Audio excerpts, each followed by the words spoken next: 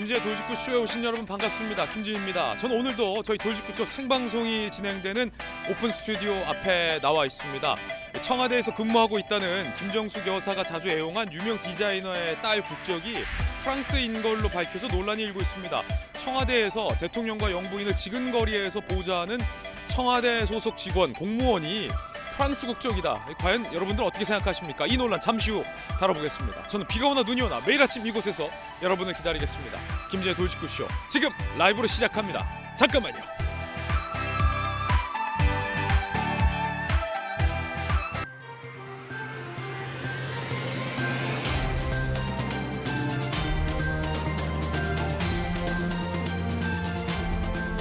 신문 읽어준 남자입니다. 윤석열 대통령 당선인이 총리 내정했습니다. 한덕수 전 총리를 후보자로 내정했습니다.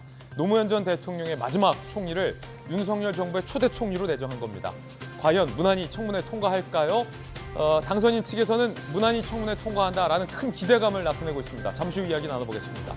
오늘 조간신문 보도 함께 보실 텐데요. 4가지 키워드 준비했습니다. 먼저 첫 번째 키워드부터 공개하겠습니다. 첫 번째 키워드는 바로 이겁니다. 총리. 자, 동아일보 3면, 사실 저희들도 많이 예측을 했었던 인물이죠. 함께 보시죠. 한덕수 전 총리를 지명했습니다. 그리고 윤석열 대통령 당선인은 이렇게 얘기했습니다. 차관 인사는 내정된 장관의 의견을 가장 중요시하겠다. 책임 총리제와 장관제에 대한 의지를 강력히 표명한 겁니다. 한덕수 후보자 인준 때 5개 정부에서 고위직을 지낸 바 있고요. 총리 2번 맡는 5번째 사례로 기록될 전망입니다. 민주당에서는 우리 쪽 사람 저쪽 사람 이런 거 신경 안 쓰고 꼼꼼하게 검증하고 따져 묻겠다라고 벼르고 있는 상황입니다. 이번엔 두 번째 키워드 공개하겠습니다. 두 번째 키워드는 바로 이겁니다. 2심.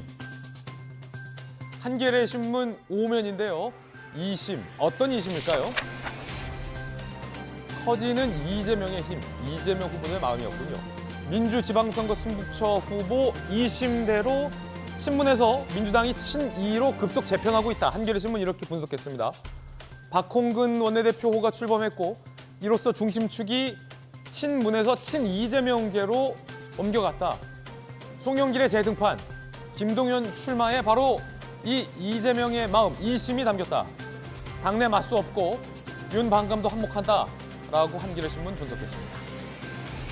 하지만 여전히 민주당 일각에서는 대선 패배에 책임이 있는 당사자들이 다시 지방선거 전면에 나오는 것이 과연 옳으냐, 이걸로 이길 수 있냐 라는 의문도 민주당 내부에서는 여전히 제기되고 있습니다. 이어서 세 번째 키워드 공개하겠습니다. 세 번째 키워드는 바로 이겁니다. 망발. 한국일보 1면인데요. 어떤 망발? 이 망발. 김여정. 남한 심각한 위협에 직면할 것이다. 7차 핵실험 암문. 반년 만에 서욱 국방장관 선제 타격 발언을 맹비난했습니다. 북한의 군실세 1위인 박정천도 서울 주요 표적 괴멸에 총집중. 아직까지는 말폭탄, 9.19 군사합의 파기 등 압박 가능성이 있다라는 겁니다. 북한이 극초음속 미사일과 ICBM 미사일을 연일 발사하고 있는데 외신 보도에 따르면 그 극초음속 미사일 기술을 해킹해서 다른 나라에서 훔쳤을 거다라는 전망도 나오고 있는 가운데 서울을 위협하겠다. 북한 서울 불바다 발언 또 하고 있는 겁니까? 이 발언에 대한 책임, 남북관계 파탄에 대한 책임 북한에게 있다라는 모르십니까? 자, 이어서 네 번째 키워드도 공개하겠습니다. 네 번째 키워드, XE. XE. 자동차 모델명 같기도 하고 어떤 걸까요? XE. 함께 보시죠. 중앙일보 보도입니다. 아니 코로나 변이에 이름을 이렇게 멋있게 붙여야 됩니까? XE 변이. 이제 변이 좀 그만 나왔으면 좋겠다는 게 우리 국민들의 바람인데 영국 대만에서 새 변이 XE가 출현했습니다. 전파력이 10% 더 강하다. 아니 언제까지 전파력이 계속 강해집니까? 오미크론과 스텔스 오미크론, 이 강력한 두 개가 결합한 변이 바이러스라고 합니다. 영국 637건, 이스라엘에서도 감염, WHO 중증도는 점차 감소할 것 같다라고 하는데 코로나 국면 끝날 듯 끝나지 않고 있습니다. 걱정입니다. 지금까지 신문 읽어주는 남자였습니다.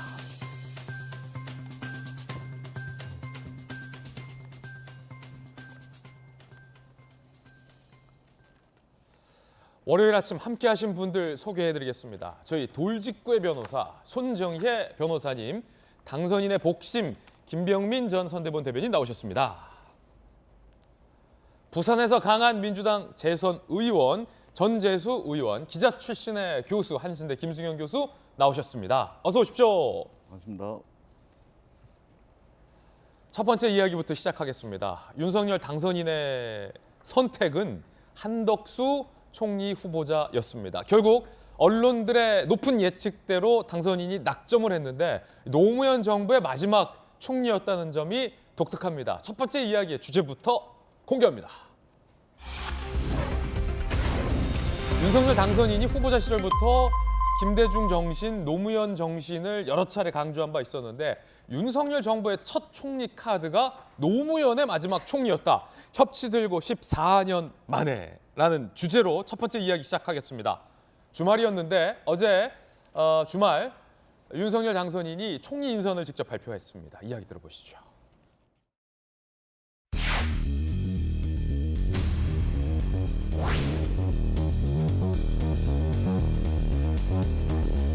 한덕수 국무총리 후보자는 정파와 무관하게 오로지 실력과 전문성을 인정받아 국정의 핵심 보직을 두루 역임하신 분입니다.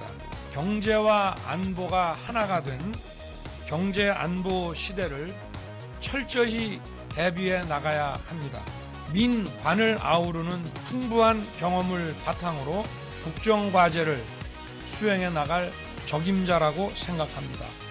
영광스러우면서도 매우 무겁고 또 큰 그런 책임을 느낍니다. 하나의 방법론으로서의 협치, 통합, 중요한 이 정책 성공의 요소가 될 거다 이렇게 생각합니다. 한덕수 전 총리는 영광스러우면서도 매우 무거운 자리다라고 소회를 밝히기도 했습니다. 시장 경제의 중요성을 경제 전문가로서 평소 밝혀오기도 했었습니다. 한덕수 총리 후보자가 누구일지 조금 더 자세하게 저희들 준비했습니다. 함께 보시죠. 사실은 대선이 있고 새로운 이제 당선인과 새 정부 시작 때 이 첫 총리에 대한 관심사는 그가 어느 때든 다 뜨거웠습니다. 문재인 대통령 당선 이후에 이낙연 국무총리가 내정됐을 때도 그때 당시 제가 인수위 출입 기자였는데 총리 후보자가 첫 출근했었던 모습도 굉장히 화제가 됐었는데 한덕수 총리에 대한 기대감도 마찬가지라는 거죠. 자, 그런데 더욱더 독특한 건 노무현 정부의 마지막 총리였다라는 점에서 협치와 당선인이 강조했던 협치 정신을 반영한 카드다라는 점이 독특합니다. 전북 전주 출신 올해 73세 서울대 경제학과와 하버드 경제학 석박사, 정치색이 옅어서 정권마다 중용되기도 했다. 행시 출신의 전문가, 40년간 요직을 섭렵했고 요게 노무현 정부 요 점이 가장 특이합니다. 마지막 총리를 맡아서 한미 FTA를 마무리한 개방론자다. 굵직굵직한 현안들을 직접 챙겼던 실무형 총리. 중도 보수 DNA가 두드러진 경제통이다라는 평가를 여야에서 두루받고 있습니다. 자, 그러면 이 한덕수 총리 카드를 누가 당선인에게 추천했을까? 이게 좀 관심 있잖아요. 윤석열 당선인에게 국정조언을 해온 법조와 경제계 원로그룹에서 국민통합의 적임자다라고 한덕수 총리를 1위로 추천했다라고 합니다. 그제 윤 당선인과 한덕수 후보자가 서울 모처에서 만나서 샌드위치를 먹었다. 그 느낌은 한 청국장이나 김치찌개 드실 것 같은데 샌드위치를 드셨다. 의미는 없습니다. 전 청국장을 더 좋아합니다. 장제원 비서실장, 3시간 넘게 샌드위치 먹으며 국정 운영과 조각에 대한 심도 있는 대화를 나눴다. 그만큼 당선인과 뭔가 지금 공감대가 교감을 이루고 있다라는 의미겠지요. 일단 김병민 대변인님, 예. why 한덕수? 왜 한덕수인 겁니까? 거론되기로는 김부겸 총리 유임 카드도 한 언론에서 얘기한 바 있고 김한길, 박주선, 김기현 원내대표, 권영세 본부장 굉장히 많지 않았습니까? 예. 원희룡 본부장 후보군이. 그러니까 앞서 얘기했던 그룹의 이름들은 다 정치인들이죠. 그렇죠. 정치인들 중에서도 중도적인 성향 혹은 민주당 진영에 있는 인사들까지 그렇게 인사가 진행되게 되면 통합의 방점을 두고 청문회를 통과시킬 수 있는 무난한 인사를 선임했다는 평가를 받게 되겠죠. 네네. 하지만 한덕수 지명자를 최종적으로 선택한 이유는 통합의 방점을 두면서도 결국은 경제에 가장 큰 방점을 뒀다 이렇게 볼 수가 있을 것 같습니다. 경제 방점이다. 그 경제 중에서도 단순한 내수 경제 방점을 찍었다기보다는 후보 시절부터 경제 안보의 중요성을 강조했는데요. 예. 최근 물가가 급속도로 치솟고 있지 않습니까? 우크라이나 사태 이후로 원자재값 상승으로 세계 국제 질서에 따라서 대한민국의 경제에 심각한 영향을 미치고 있음을 지금 국민들이 피부로 체감하고 있습니다. 아니 그 휘발유 값이 막 2,000원 넘게 오르더니 이제는 식용유도 기름이라고 식용유도 올랐어요. 원자재 값에 대한 상승, 예. 바로 얼마 전으로 돌아가게 되면 반도체를 둘러싸고 있는 또 이 미중 간의 패권 전쟁으로 인해서 대한민국이 어떤 선택을 취하게 되는지가 대한민국 기업과 경제에 심각한 영향을 미치기도 합니다. 네.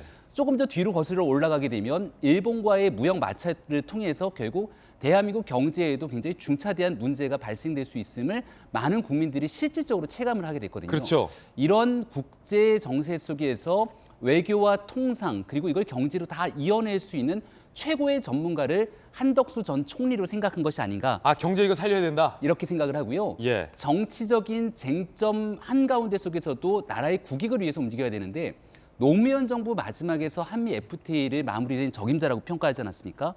제가 제주도에 당선인과 함께 강정마을에 간 적이 있는데요. 예. 후보 시절에 그때 강정마을 앞에서 연설하는 가운데 잠깐 울컥했던 적이 있습니다. 그러면서 이제 노무현 정부에서도 강정마을의 해군기지 건설에 대한 많은 반대가 있었지만 국익을 중심으로 노무현 전 대통령이 결단을 내렸던 모습들에 대해서 당선인이 깊게 생각을 했던 모습들이 있는데 그렇죠. 한미 FTA도 마찬가지죠. 노무현 정부에서 사실은 기존의 어떤 기조와 스탠스를 네. 접고 국익을 생각해서 FTA를 적극적으로 타결하지 않았습니까? 진영과 정파적 대결 관계보다 훨씬 더 우선돼야 되는 건 대한민국 국민을 위한 국익이다. 오. 이런 판단을 아마 했지 않았을까 싶고요. 당선인이 생각하고 있는 인사의 가장 중요한 기조로서 오직 국민과 국익에 대한 중심으로 이런 인사를 선택한 것이 아닌가 생각합니다. 노무현 정신까지.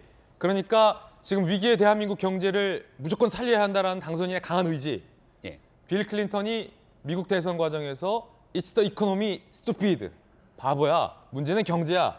라는 캐치프레이즈가 있었던 것처럼 경제를 살리겠다는 의미 플러스 노무현 정신까지 갖고 와서 어떤 협치의 의미도 있다라는 메시지 김병 대변인을 통해서 들어봤습니다. 자, 그럼 한덕수 초대 총리 후보자와 당시 청와대에서 같이 근무를 했었던 휴민트가 오늘 이 자리에 나오 계십니다.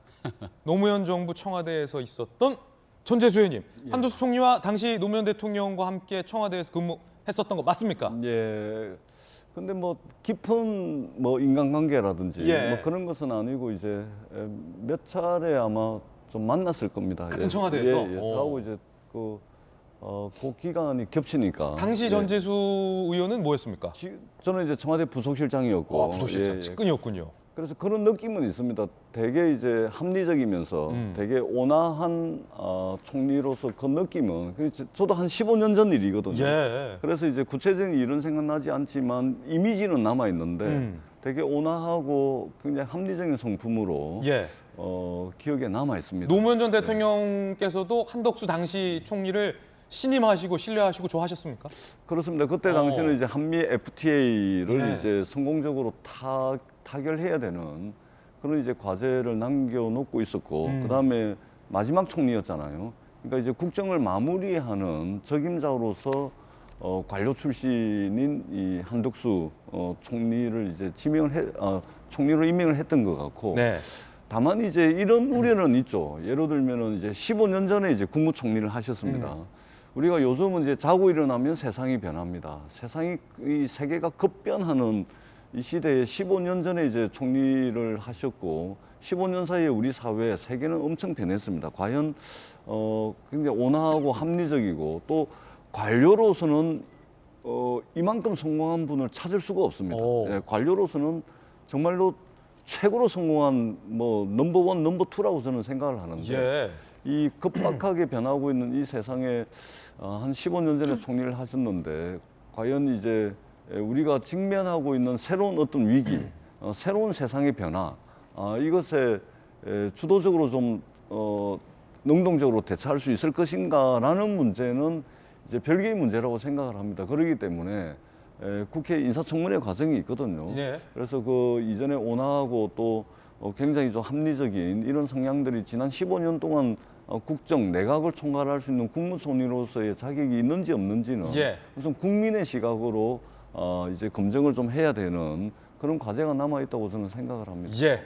자, 그러면 기자 출신의 김수경 교수님, 한 가지 흥미로운 점은 이 자연스럽게 이제 문재인 정부의 국무총리였던 분들과 이제 윤석열 정부의 첫 국무총리 카드가 자연스럽게 뭐 또 비교 분석도 되는 게 흥미로운데 뭐가 좋고 뭐가 나쁘다는 차원이 아니라 문재인 정부에서는 이낙연, 정세균, 김부겸 다 정치인 출신들. 이 장점은 정치인 출신들이기 때문에 이 뭐 관료 장악력도 좋고 국정을 안정성도 있고 어떤 정무적으로 뭐 여야 간의 커뮤니케이션도 원활하다라는 장점도 있는데 윤석열 정부에서는 자 정치인 총리는 처음부터 다 배제하겠다라는 방침으로 보여요. 아무래도 어쨌든 지금 여소야대 형국이라는 것은 지금 상수로 봐야 되는 거잖아요. 예. 그렇다 보니까 일단은 어쨌든 그 청문회부터 통과를 해야 되고요. 그렇죠. 그렇다 보니까 이제 정치인을 내세우게 되면은 너무 많은 논란이나 정쟁 같은 거에 어떤 소비가 될 수 있기 때문에 아무래도 안정적으로 국정 운영을 할 수 있는 관료 출신을 찾았던 것 같습니다. 뭐 일각에서는 뭐 너무 나이가 많지 않냐, 좀 참신성이 떨어진다, 뭐 무색무취다 이런 얘기도 하는데요. 저는 오히려 무색무취라는 것 때문에라도 더 윤석열 그 당선인이 총리 낙점을 이 한덕수 총리로 낙점하지 않았나 싶어요. 그러니까 정치색이 없어도 능력만 있으면 된다. 그렇죠. 지금은 정쟁 때문에 지금 국민들이 너무 피곤해하고 있거든요. 그렇기 때문에 오히려 안정적으로 운영할 수 있는 사람이 필요했던 것이고요. 또 지금 보시면은 윤석열 당선인 같은 경우에 정치 경력이 뭐 어쨌든 없지 않습니까? 예. 뭐 그렇다 보니까 경력이 많고 연륜이 아주 높은 이런 사람이 필요했을 거예요. 그리고 이제 국정 운영이라는 게 어쨌든 청와대와 여당이 서로 어젠다를 형성하고 그것을 추진하는 것이 어쨌든 국정 운영의 기본인데 예. 뭐 윤석열 당선인은 정치 경력이 없고 뭐 이준석 대표 같은 경우에 참신하긴 하지만 여러 가지 논란의 중심이 되기 때문에 좀 불안한 부분이 있다 보니까 굉장히 중심을 잡아줄 수 있는 안정적인 사람을 택했기 때문에 좀 참신하고 파격적인 인사를 만약에 여기서 했다면 국민들은 더 불안해했을 거거든요. 그래서 조금은 좀 개성이 떨어지거나 윤석열 정부의 국정 철학은 이것이다라는 걸 대변할 수 있는 인물은 아닐 수도 있지만 그럼에도 불구하고 안정을 선택했다. 그리고 일단 청문회 통과가 무난하게 진행될 수 있는 사람을 선택했다고 보여집니다. 예. 안정적인 실무형 총리를 선택한 이유는 이럴 것이다. 김소영 교수의 의견이었습니다. 그 무시무시한 청문회가 있습니다. 민주당은 어떤 입장일까요? 들어보시죠. 일각에서는 이제 그 청문회를 좀 고려해서 이제 과거에 어떤 참여정부 출신에다가 호남 인사인 이번 한덕수 전 총리를 지명했다는 이런 또 해석도 있는데 호남 출신이다 또는 과거에 그 전 민주당 정부에서 일을 하신 분이다. 이것이 전혀 고려 요소가 돼서는 안 된다고 생각합니다. 팔이 안으로 굽는다는 생각 가지고 인사청문회를 준비하셔도 안 되는 것이고. 팔이 안으로 굽는다 생각하고 준비하면 안 된다라고 벼르고 있습니다. 오늘 한겨레 신문 등에서는 이런 논란도 있을 것이다라고 보도하고 있는데 함께 보시죠. 자, 이게 아무래도 손정인 변호사님께서 가장 잘 아시는 문제 같아요. 공직과 대형 로펌, 공직을 반복한 후보다. 한겨레 신문과 민주당에서는 이제 이런 점을 좀 지적하고 있는데 이거 어떤 겁니까? 그러니까 전관 예우를 받는 것이 좀 부적절하지 않느냐. 그런데 공직에 나와서 로펌에 취직을 했다가 다시 또 공직으로 가고 한다고 한다면 공직의 어떤 신뢰성을 담보하기 어렵다라는 게 이제 일부 비판적인 시각이고요. 실제로 이제 공직자들이 로펌을 가서 하게 되는 일의 종류가 사실은 법률과 그 관계없는 공직자들이 가서 뭐 입법 로비를 한다던가 소통 창구로서 어떤 네트워크를 활용해서 이제 업무 처리를 한다는 건데 그게 이제 공정 경쟁에 해당하지 않는다라는 비판이 오랫동안 있었죠. 네. 근데 이건 이제 비판받아 마땅할 부분이긴 하지만 또 비판이 비난으로 가기 어려운 게 지금 이 시점을 보시면 2002년경에 이제 대형 로펌에 재직하면서 8개월 동안 1억 5천만 원 정도의 보수를 받았다고 하는 건데 일단 금액 자체 그렇게 국민들 시각에 비추어 봐서 아주 높다라고 보이지 않고 그렇죠. 지금은 정관이해와 관련해서 공직자 취업 제한이 법률이나 제도로 굉장히 강화됐지만 2002년 경우에는 좀 허술한 면이 있었고 제도적 완비가 되지 않은 시점이어서 일단 불법이 아닙니다. 예를 들면 과거에 한교안 총리 같은 경우는 17개월 동안 16억 원을 받았다 해서 굉장히 논란이 됐음에도 불구하고 국무총리로서 이제 지명돼서 이제 활동을 했던 전례에 비추어 봐서 이 정관예우라든가 로펌의 재직한 문제만으로 이제 청문회가 통과하지 않을 것이다 이런 생각은 들지 않고요. 특히 이제 이미 한번 청문회를 거쳤던 사람이고 주요 공직자를 활동을 하면서 공직자 재산 신고라든가 자기 관리를 했을 것이라고 추정되는 상황입니다. 그렇다고 한다면 청문회에서의 주된 이제 쟁점은 정책 검증이 되지 않을까. 말씀하신 것처럼 경제 중요하고 미래 중요하고 코로나 관련해서 민생 중요하다라고 한다면 국무총리로서 우리나라 어떻게 이제 꾸려 나갈 것인지 미래 비전이 어떤지에 대한 정책 송곳 검증을 민주당에서 준비해야 될 것 같습니다. 윤석열 정부의 첫 조각 카드입니다. 한덕수 총리 후보자. 일단 민주당에서도 송곳 검증을 벼르고 있지만 내부의 목소리를 들어보면 DJ 노무현 사람이기 때문에 무난하게 통과될 것이다라는 이야기도 민주당 내부에서 상당히 많이 나오고 있는 그런 분위기입니다.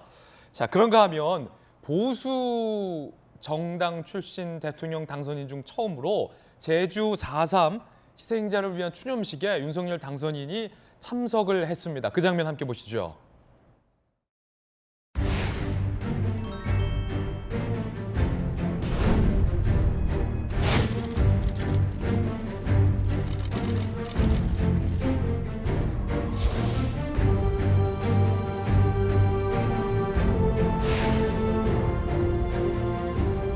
사삼의 아픔을 치유하고 상흔을 돌보는 것은 화해와 상생 그리고 미래로 나아가기 위한 대한민국의 몫입니다.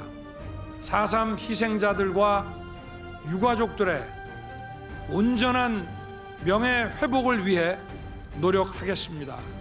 생존 희생자들의 아픔과 힘든 시간을 이겨내온 유가족들의 삶과 아픔도 국가가 책임 있게 어루만질 것입니다. 이 약속이 공허한 매화력에 그치지 않고 완전한 해결까지 중단 없이 이어질 수 있도록 기대합니다. 자, 당선인이 보수정당 대통령으론 처음 4.3 희생자들을 위한 추모식에 참석을 한 겁니다. 굉장히 바람직한 행동으로 지금 현재 여야 모두에서 평가받고 있습니다. 그런데 한 가지 흥미로운 장면도 있었는데 누군가를 만났습니다. 그런데 이 누군가는 과거에는 성렬이 형이라고 외치면서 굉장히 친근함을 호소했던 인물이었습니다. 그런데 동시에 이 같은 누군가는 시간이 지나자 어떻게 당신이 이럴 수 있느냐라고 국회에서 당선인을 매우 몰아세우기도 했던 인물입니다. 누굴까요? 함께 보시죠.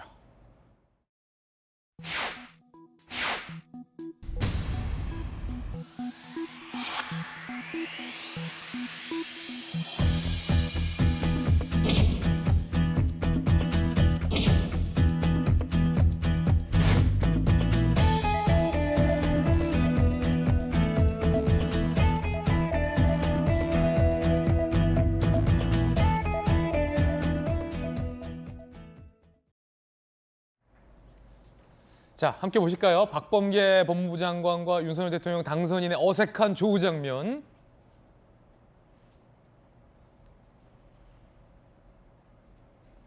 자, 윤석열 당선인이 사실은 민주당 대표, 정의당 대표와 굉장히 좀 반갑게 인사를 했습니다. 이제 세간의 관심은 박범계 법무부 장관과 윤석열 당선인 사이에 과연 어떤 장면이 나올 것인가 했는데 이게 굉장히 언론 보도대로 어색한 조우 장면이었습니다.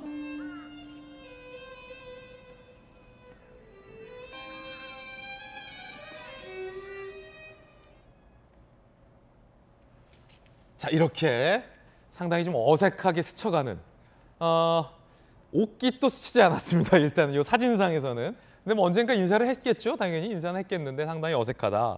왜 이렇게 어색할 수밖에 없냐면 2020년 국감 당시에 박범계 법무부 장관이 윤석열 당시 검찰총장에게 자세를 지적하면서 매우 호통을 쳤던 일이 있었기 때문입니다. 함께 보시죠. 윤석열 검찰총장이 누굽니까? 보고받지 않았기 때문에 올랐다. 총장님, 자세를 똑바로 해주세요. 네. 수감기관입니다. 네네. 윤석열 정의는 너무나 우리 윤석열 총장을 사랑하는 어린이 느낄 때 선택적 정의를 그것도 선택적 의심 아니십니까? 과거에는 안 그러셨지 않습니까? 과거에는 저에 대해서 안 그러셨지 않습니까?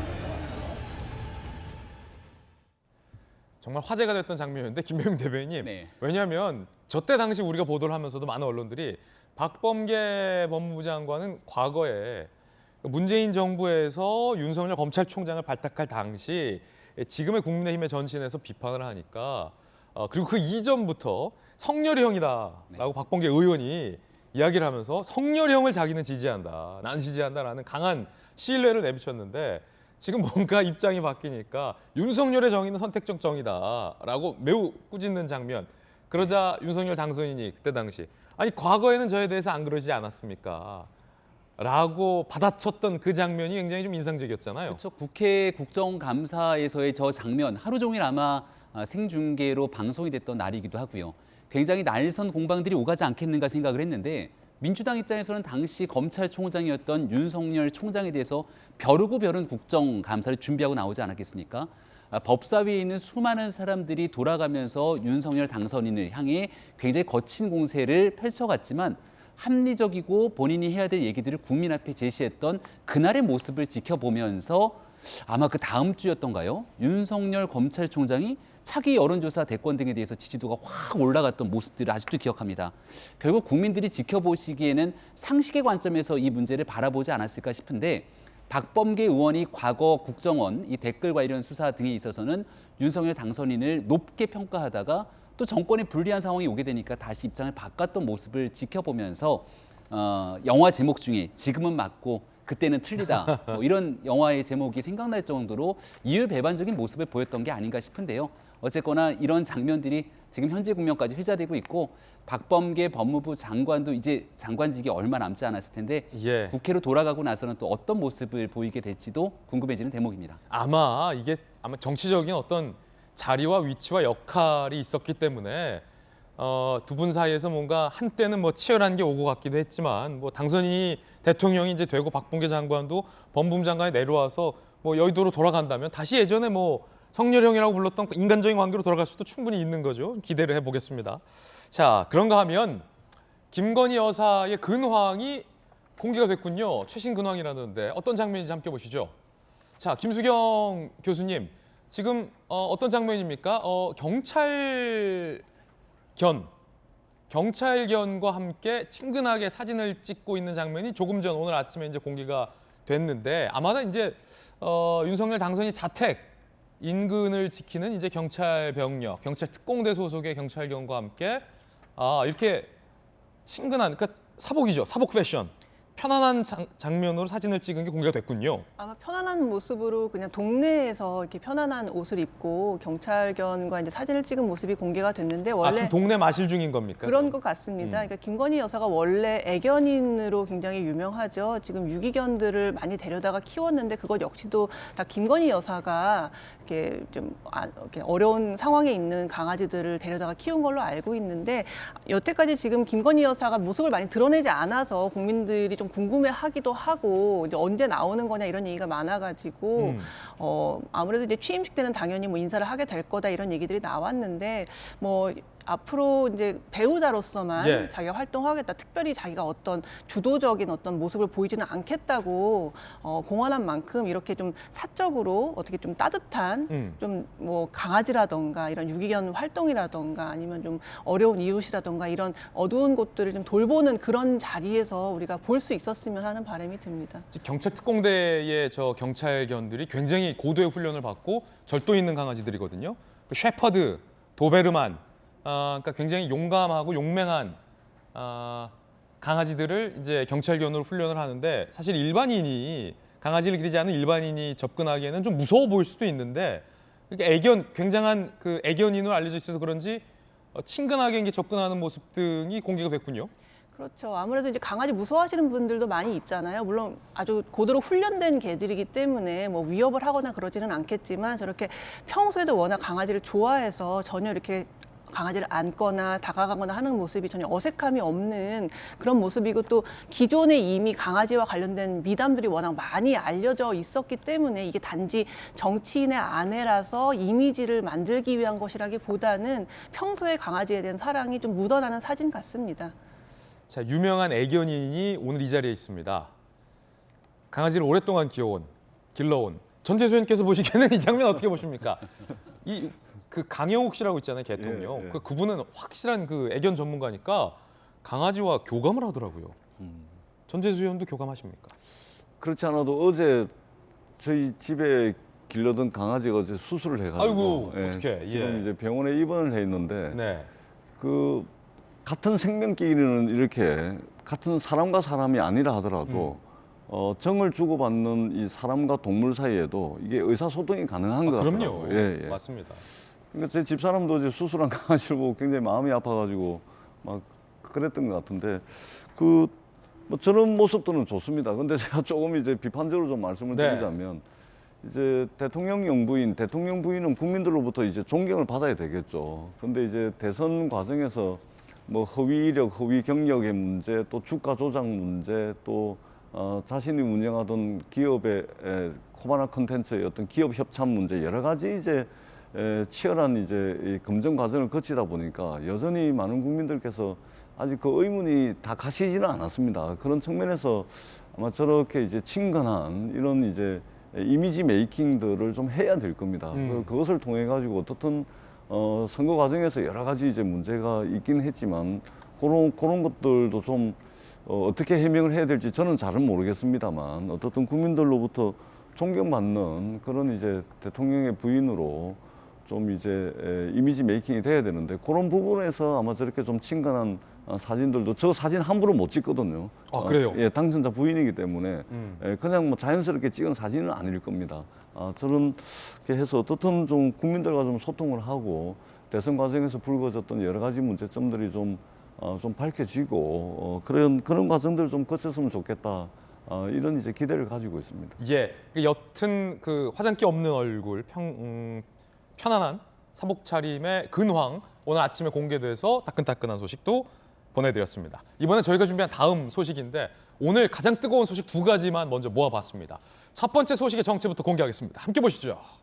오늘의 핫2 첫 번째는 김정숙 여사 논란입니다. 김정숙 여사를 보좌하는 청와대 소속 직원 공무원이 영부인이 애용하던 유명 디자이너의 딸이었다라고 알려져서 논란이 일고 있습니다. 그런데 그 청와대 직원이 그 유명 디자이너의 딸이 알고 봤더니 프랑스 국적인이다, 프랑스인이다라는 사실이 추가로 밝혀져서 더욱더 논란이 커지고 있습니다. 프랑스 국적의 사람이 청와대에 채용됐다라는 겁니다. 함께 보시죠. 프랑스 국적, 청와대 재직 중인 김정숙 여사 단골 디자이너의 딸 A씨가 프랑스 국적이다. 이 채용의 적절성 논란이 제기되고 있습니다. 그리고 대통령 해외 순방에 이 직원이 동행을 했는데 그때도 프랑스 여권을 사용했다. 국가공무원법 제26조 외국 국적자는 국가 이익 해하게 되는 보안 기밀 분야 등의 임용이 제한될 수 있다라는 뭐 조항이 있고 통상적으로 글쎄요 청와대에 외국 국적의 직원이 채용됐던 전례가 있는지도 좀 한번 따져봐야 될 것 같고 더군다나 청와대 관저에 근무했던 대통령과 영부인을 직접 청와대 핵심 관저에서 보좌했었던 직원 중에 외국 국적이 있었는지도 좀 따져봐야 할 문제일 것 같습니다. 청와대 여러 기관을 통해 법적으로 문제없다라고 결론을 받았다. A씨가 담당하는 디자이너 업무 등은 국가기밀이 아니다.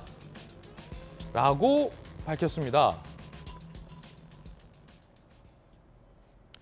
박수현 수석의 이야기, 오늘 아침 이야기인데 들어보시죠. 프랑스 국적의 제외 동포입니다. 의전, 행사, 그리고 관저 정리 업무입니다. 이 업무가 외국인 금지 규정에 해당하지 않는다라고 법률상 취업에 문제가 없다는 것을 검토하고 확인을 받은 사항이라는 것을 말씀드리고요. 특혜 채용이 아니다. 그렇군요. 청와대의 주장은 좀 제가 정리해 보겠습니다. 채용 과정에서 특혜 의혹 없었다. 그러니까 일각에서 영부인이 자주 애용하는 유명 디자이너의 딸인데 그 특수성 관계에서 뭔가 대가성이 있었던 건 아니냐라는 의혹에 대해서도 철저하고 정상적인 채용 과정을 거쳤다라고 청와대는 반박했고 프랑스 국적이다라는 사실이 추가로 밝혀지자 그것 또한 법적인 문제는 없다라고 청와대는 주장하고 있는 그런 상황입니다. 다양한 이야기 좀 들어볼게요. 먼저 김병임 대변인 어떻게 보십니까? 조금 전에 박수현 수석이 오늘 아침 라디오에서 방송하는 거 저도 오전에 직접 들었습니다. 예. 일단 프랑스 국적임을 확인을 했던 상황이기 때문에 이게 과연 가능한 일인가 저는 이런 생각이 좀 들었고요. 그 업무라고 하는 것이 의전 행사 그리고 관저 관리 업무라고 하는데 관저라면 대통령 부부가 거주하고 있는 굉장히 중요한 일들이 일어나고 있는 곳인데 예. 여기 대한민국 국적이 아닌 프랑스 국적의 인사가 들어가서 관리한다는 건 적어도 제 상식과 기준으로는 도저히 이해가 되지 않습니다. 박수현 수석의 얘기를 비롯해서 청와대의 얘기들은 기존에 있었던 문제들이 최근에 자꾸 국민적 의혹이 제기되고 나면 아무런 문제 없다, 절차대로 했다라고 얘기를 하지만 왜 문제가 없고 어떤 절차대로 했는지를 명확하게 설명하고 있지는 않습니다. 그저 국민들 의혹을 제기하고 있는 언론과 국민들을 대상으로 아무 문제가 없는 거 왜 이렇게 정치적 쟁점화 시키냐라고 다그치는 목소리만 커지는 것이 아닌가 좀 걱정이 되는데요. 제가 이 문제에 대해서 문득 드는 생각은 과거 문재인 정부 초기에 외교부 장관으로 등용됐던 강경화 장관을 혹시 기억하십니까? 예. 강경화 장관 청문회 과정 속에서도 대한민국의 외교부 장관의 자녀가 혹시 이중 국적으로 있게 된다면 장관으로서의 업무를 수행하는데 다른 국가에 대한 이익을 같이 동시에 다룰 수 있기 때문에 이중국적 문제가 심각하게 문제가 된 적이 있습니다. 예. 민주당에서도 그 문제에 대해서 충분히 이해를 했기 때문에 이중국적 신속하게 해소하겠다라고 얘기를 해서 국적을 회복한 것으로 저는 알고 있거든요. 그렇다면 이중국적 문제만 하더라도 외교부 장관 본인이 아닌 자녀에도 그토록 문제가 되는 일이라면 대한민국 대통령 관저에서 일을 할 수 있는 청와대의 관계자가 이중국적이 아닌 해외 국적을 갖고 있는 인사라면 이 국가 안보, 보안, 기밀 등 심각한 문제 속에서 이런 일이 과연 상식적으로 가능하겠는가 묻지 않을 수가 없는데요. 예. 어떻게 청와대에서는 이런 일들에 대해서 아무런 문제가 되지 않는다, 법적 절차를 거쳤다라고만 설명하고 해명하려 하는지 답답할 따름입니다. 그러니까 고위공직자를 임명할 때도 고 자녀의 이중 국적이 논란이 된 바 있었는데 왜냐하면 자녀의 이중 국적 때문에 부모인 고위공직자가 국가와 관련된 중요한 결정을 할 때 영향을 주는 건 아니냐는 이유 때문에 하물며 외국 국적 당사자를 그것도 청와대에 채용하는 데 있어서 아무런 문제가 없다는 게 이해가 안 된다는 게 김병임 전 대변인의 의견입니다. 자, 그럼 손정희 변호사님 어떻게 보십니까? 일단 국가공범법에는 이렇게 되어 있습니다. 국가의 이익을 해치는 이제 보안이라든가 기밀 분야 등에는 임용이 제한될 수 있다라고 하기 때문에 법률적으로는 청와대 해석에 이제 하자가 없다. 법적으로 가능하고 특히 이제 재량 사항으로 규정하고 있다라는 것은 고도의 의사 결정을 거쳐서 적당하다라고 생각하면 인사권자가 임용할 수 있다라고 보셔야 될 것 같고요. 예. 외국 국적이 뭐 타당하다, 적절하다 이런 논란은 사실은 조금 글로벌 세대를 겪는 우리로서는 좀 타당하지 않을 수 있습니다. 만약에 프랑스인이라고 문제된다고 하는 경우엔 이 입법 취지는 뭐냐면 그러니까 외국에서 외국의 이익에 충실한 사람이 이제 청와대라든가 의사결정 과정에 이제 참여해서 우리나라의 국익을 해친다거나 기밀을 누설하는 이제 스파이 행각을 벌일까봐 이런 규정을 둔 거거든요. 근데 이 디자이너 같은 경우는 한국인으로 태어나서 재해동포, 그러니까 한국의 이익에 부합하는 사람으로서 살아왔지 프랑스의 이익을 위해서 살아온 사람이 아니고 직종의 특징, 그러니까 옷 만드는 패션업계 종사자라고 한다면 사실 프랑스 유학을 많이 가기도 하죠. 예. 그리고 정책 주요 결정 과정에 참여를 한다거나 국가 안보를 다루는 자리에서 일을 한 것이 아니라 단순히 어떤 의전활동 과정에서의 의상에 어떤 도움을 준 것이기 때문에 실질적으로 구체적인 위험이 있느냐에 대한 정책적인 판단에는 기밀 누설의 구체적인 위험성이 적다 이렇게 말씀드릴 수 있는 것이고 특히 우리가 한국인이 순혈주의가 굉장히 강합니다. 우리 민족, 우리나라 사람 이런 거 굉장히 강해서 다문화에 대해서도 굉장히 차별적인 요소들이 존재를 하는데 우리가 만약에 국가적으로 굉장히 능력이 있는데 외국에서 할 활동했던 외국 국적자라고 한다라고 하더라도 업무 협약이라든가 업무를 채용하지 않을 것이냐 나중에 이런 기준을 이제 만들어가는 것이 필요하지 단순히 프랑스 국적자라 너무 문제된다, 부적절하다 이렇게 보기는 어려울 것 같고요. 청와대도 이 고민을 한 것 같습니다. 그래서 한 기관이 아니라 여러 공공기관에 이렇게 해도 절차상, 법률상, 내용상 문제가 없는지에 대해서 이제 의견들을 많이 수렴해서 결정했다라고 본다고 한다면 그 인사권 행사는 충분히 또 존중을 해야 된다 생각을 합니다. 예, 손정희 변호사님 의견이었습니다. 지금 김병민 전 대변인과 손정희 변호사님은 전혀 다른 의견을 주고 계시고요. 자, 그럼 기자 출신 교수 김수현 교수님, 이게 지금 논란이 크게 된 이유는 그런 측면도 있는 것 같아요. 청와대에 근무하는 직원 중에 알고 봤더니 영부인이 애용하던 그 유명 디자이너의 딸이 직원으로 있더라. 이게 지금 한번 일단 크게 논란이 됐습니다. 지난주와 주말 동안. 뭔가 특혜 채용이 있는 거 아니냐라는 의혹 가운데 청와대에서는 특혜 아니다라는 이제 반박을 한 상황이고 국민들은 이를 어떻게 판단할지 모르는 그런 상황인데 알고 봤더니 그분이 또 프랑스 국적이다. 이게 지금 논란이 더해진 측면이거든요. 어떻게 보세요? 그렇죠. 일단 채용 자체가 혹시 특혜가 아니냐라는 의혹을 제기할 수가 있습니다. 왜냐하면 이제 알고 지냈던 원래 이 대통령 영부인이 되기 전부터 주로 애용하던 디자이너의 딸을 청와대에 어쨌든 채용을 한 거기 때문에 이게 과연 과정이 공정했냐, 기회가 평등했냐 이런 거에 대한 의혹이 있을 수 있죠. 뭐 아시다시피 청와대에서 뭐 얼마나 월급을 많이 받았는지는 모르겠습니다만 청와대에서 근무했다는 그 이력 한 줄이라는 것에 힘은 엄청난 거거든요. 그렇기 때문에 지금 뭐 청년 인턴들이 정말 최저임금에 가까운 돈을 받고도 수많은 그런 공공기관에 청년 인턴을 신청하는 이유는 그 한 줄의 이력이 자신의 앞으로의 커리어에 영향력을 엄청나게 미치는 것입니다. 그렇기 때문에 청와대에서 누굴 뽑을 때는 훨씬 더 엄정하고 공정하게 뽑아야 되는 건 맞습니다. 그런데 이제 아는 사람의 딸을 어쨌든 채용했다고 하니 아무리 과정이 공정했다 하더라도 이제 의문을 가질 수밖에 없는 거고요. 또 이면에 과연 그러면은 즐겨 이용했기 때문에 그 대통령 영부인으로 계실 때에도 그 옷을 자주 사용한 것으로 알고 있는데 그 옷값이 얼마였는지도 우리가 알 필요가 있어요. 만약에 그 옷값이 평소에 그 디자이너의 옷이 팔리는 값보다 훨씬 싸게 제공을 받았다면 그건 역시 대가성으로 볼 수 있거든요. 그래서 이게 공정하다는 걸 우리가 판단하려면은 그러니까 그 옷을 지불한 값이 과연 정말 시가 그대로 받았는지 아니면 좀 더 저렴하게 제공받았는지 이런 부분을 알아야 깨끗하게 투명하게 이제 알 수 있을 거라는 생각이 듭니다. 아니 그럼 김수현 교수님, 청와대가 채용 과정에 문제 없다라고 말했는데 이 청와대 말 고지고대로 믿을 수 없다 이런 말씀이십니까?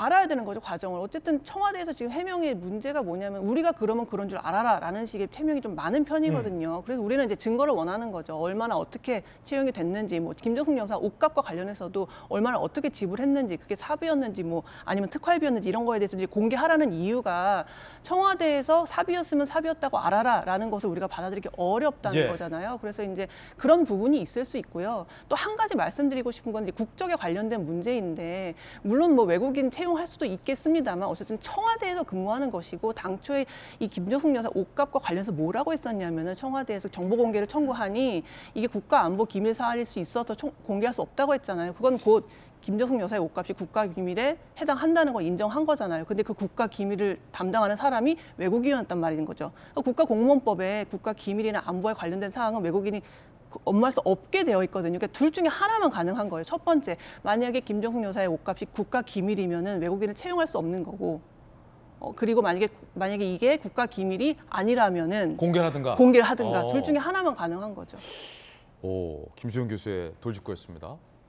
그러니까 채용과 관련해서 엄마 친구 딸이래, 엄마 친구 아들이래. 여기에 논란이 아니라 요 경우 같은 경우에는 단골 가게 딸이래. 이걸로 뽑힌 건지 아니면 청와대 주장처럼 업무 능력을 보고 뽑았고 그 과정에서의 친분 관계는 단순 참고 사항뿐이었는지 이게 좀 판가름이 나야 할 것 같은 그런 상황입니다. 자, 김수현 교수 의견 들어봤고 이에 대한 청와대의 입장 함께 보시죠. 청와대 부대변인, 대통령 내외에 있는 관저에 근무하는 직원을 전혀 모르는 사람과 함께 일할 수 있겠냐. 어느 정도 신뢰 있는 사람의 추천을 받아서 절차에 거쳐서 계약한 거다. 그러니까 절차적으로도 문제가 없고 거기에 플러스 지인 추천 찬스도 어느 정도 작용을 한 게 맞다. 모르는 사람과 일하냐? 라고 청와대는 반문했습니다. 청와대 근무했던 전재수 의원님.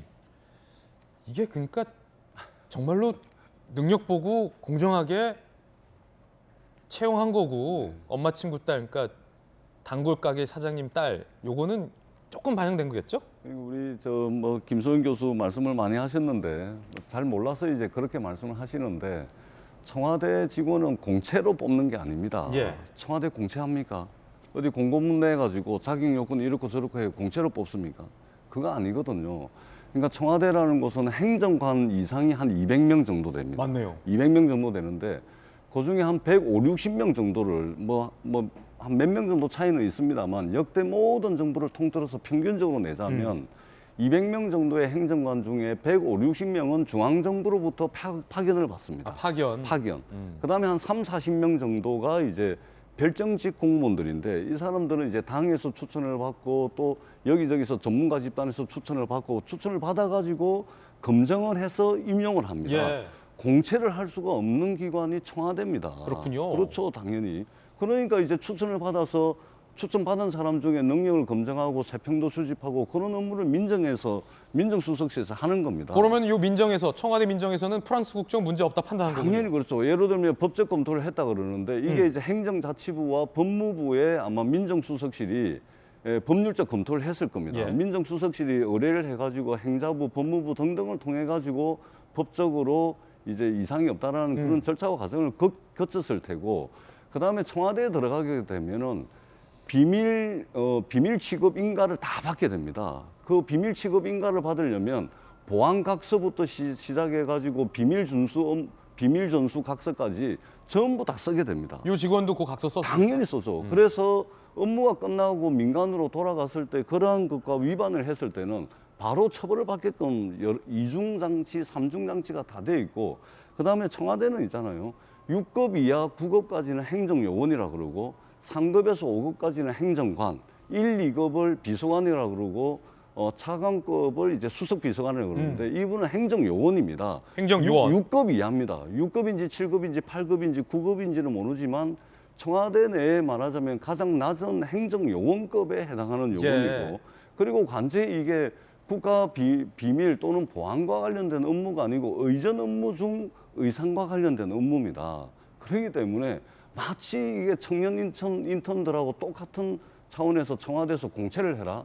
그거는 이제 이게 업무상 맞지가 않는 것이죠. 그러니까 청와대는 공채로 이루어지는 것이 아니고 파견되는 공무원들도 다 검증 과정을 거치고 세평 거치고 예. 이래 해가지고 채용이 되는 겁니다. 그리고 만약에 그런 과정을 거쳐서 문제가 있다면 문제가 있는 것을 가지고 이제 문제를 삼아야 되지, 이걸 가지고 이제 마치 청년 인턴들 또 뭐 일자리 구하기 어려운 이 세대와 똑같은 잣대로 하기에는 청와대라는 곳이 일정 부분 특수한 영역이다. 네. 이렇게 좀 말씀을 드리도록 하겠습니다. 오늘 치열합니다. 네 분 중에 두 분은 이거 부적절하다. 4분 중에 2명은 이거 괜찮다라고 치열한 의견이 대립하고 있고 저희가 다양하게 전해드리고 있습니다. 여러분의 생각은 어떠십니까? 이거 괜찮다고 보십니까? 정상적인 채용이라고 보십니까? 프랑스 국적 오케이라고 보십니까? 아니면 안 된다고 보십니까? 논란은 여전히 이어지고 있습니다. 그 가운데 지난주에 제기됐던 논란, 카드 결제했다면서 삽입 썼다면서 왜 현금 뭉텅이가 갔냐라는 논란에 대해서 박수현 수석이 이렇게 답변했습니다. 명인 디자이너 이런 작품들이 이제 필요하다면 예우 차원에서 현금으로 계산할 때도 있지 않겠어요? 카드냐 현금이냐는 지급 방식이 중요한 게 아니라 그것이 다 삽이라는 것이 중요한 핵심인 것이지. 이 현금 봉투가 간 이유는 명장에 대한 예우 차원이다라는 박수현 수석의 이야기 들었습니다. 아니 김병 대변인 어떻게 보십니까? 명장에 대한 명장은 현금을 더 좋아한다라는 말씀이십니까? 아니면은 뭔가 좀 봉투에 담아서 예우를 갖춰서 드린다는 말씀이실까요? 아니면 카드를 결제하게 되면 어떤 카드 수수료가 나가니까 카드 수수료를 제외한다는 측면일까요? 좀 그 이후에 상세한 설명이 없어서 어떤 측면으로 얘기했다고 보십니까? 오늘 아침 라디오에 나와서도 마찬가지 또 질문을 앵커가 건네더라고요. 박수현 수석에게. 이게 이제 현금으로 주는 예우라는 것들에 대해서 어떤 의미를 담고 있냐라고 하니까 제가 답변을 해석을 잘 못해서 그런 건지 모르겠는데 말을 좀 장황하게 하면서 명확하게 답변을 못합니다. 본인의 생각을 얘기하지만 결과적으로 봤을 때 카드 결제했다는 탁현민 비서관의 말이 있었고 또 실제 현장에서 나오고 있는 현금을 줬다라고 하는 다소 다른 해명들이 나오게 되니까 이를 좀 무마하기 위해서 예우 차원의 언급을 꺼내게 됐는데 그 변명이 오히려 더 큰 오해를 낳고 있는 것은 아닌가 생각이 됩니다. 저도 한 1년 가까이 선거를 이제 대변인으로 치러보면서 많은 말들을 쏟아내게 되는데요. 어려운 상황에 놓였을 때 이것들을 좀 극복해내기 위한 말들을 보탤 때 자칫 말을 한두 개를 더 잘못 보태게 되면 이게 더 확전되는 상태가 나타나는 것들을 몇 번 경험한 적이 있습니다. 지금 여기에 대해서는 현금을 드리는 것을 이제 명장에 대한 예우 등의 언급을 하게 되니까 이게 좀 상식적으로 납득할 수 없는 일들로 더 일이 커져 버리는 상황이 오게 되는 것 같거든요. 그냥 처음에 이 문제가 불거졌을 때 청와대가 조금 더 직접적으로 책임 있는 관계자가 나와서 명확하게 설명하고 해명했으면 문제가 조금 잦아들었을 거라고 생각하는데 탁현민 비서관이 나와서 설명하는 모습을 보면 국민들을 향해서 다그치고 약간 화를 내는 듯한 모습으로 보여요. 이 의혹을 제기하고 있는 사람들이 뭔가 문제가 있는 것처럼 오히려. 그래서 그렇게 가지 말고 국민들이 제시하고 있는 물음은 합리적인 질문이고 의심일 수 있지 않습니까? 여기에 대해서 잘못된 일이 있으면 무엇이 문제인지를 좀 인정하고 납득할 수 있게 설명을 해야 되는데 계속 아니다. 뭐가 문제냐라는 식의 청와대 해명들이 오히려 상황을 더 어렵고 꼬이게 만드는 것은 아닌가 싶습니다. 자, 김병민 전 대변인 의견이었고 현금은 명장에 대한 예우 차원. 어떤 뜻일까? 이게 좀 궁금하고 논란인데 납득할 수 없다. 뭐 명장은 현금 좋아한단 말이냐라는 김병민 대변인의 비판이 있었고 손정희 변호사님은 청와대가 좀 어떤 의미에서 이렇게 해명했다 보십니까?